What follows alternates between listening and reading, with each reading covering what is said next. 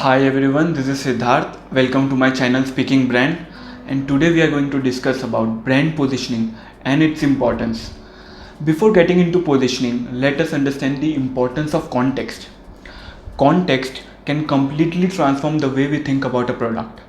So, context guides us to what we should pay attention to.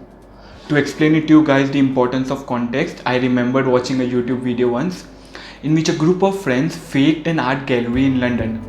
You all would have seen the abstract paintings which makes no sense to most people and it sells like crazy.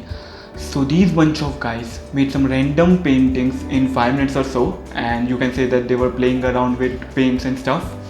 After finishing the paintings, they finalized the exhibition venue and the name of art gallery. The funny thing here is that the name that they finalized was Shiga, which basically means prank in Bulgarian. And on the day of exhibition, the actors were ready, the gallery was professionally set up.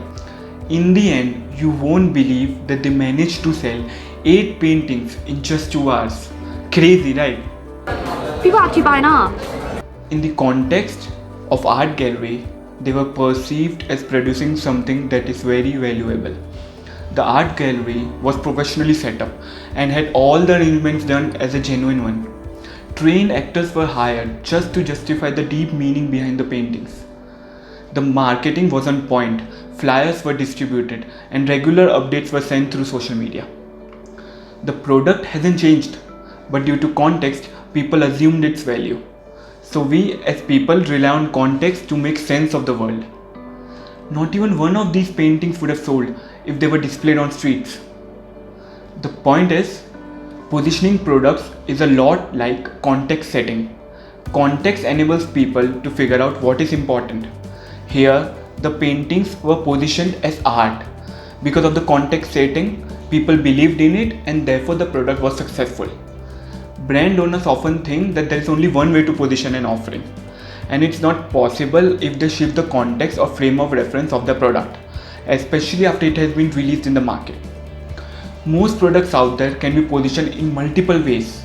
Now, to implement this concept for your product, you don't need to study any positioning theory or make a positioning statement that is being done by most companies out there, which is completely wrong. You just need to analyze the components of positioning. So, there are 6 components of effective positioning. First is competitive alternatives. The competitive alternative is what your target audience would use or do if your product didn't exist. Second is unique attributes. Your unique attributes are your secret sauce, the things that you can do that the alternatives can't. Third, value. The benefit that those features enables for customers. If unique attributes are your secret sauce, then value is the reason that someone might care about your secret sauce. Fourth, target customers. The characteristics of a group of buyers that lead them to really care a lot about the value you deliver. Fifth, market category. The market you describe yourself as being part of to help customers understand your value. Think of the market category as a frame of reference for your target customers. Sixth is relevant trends.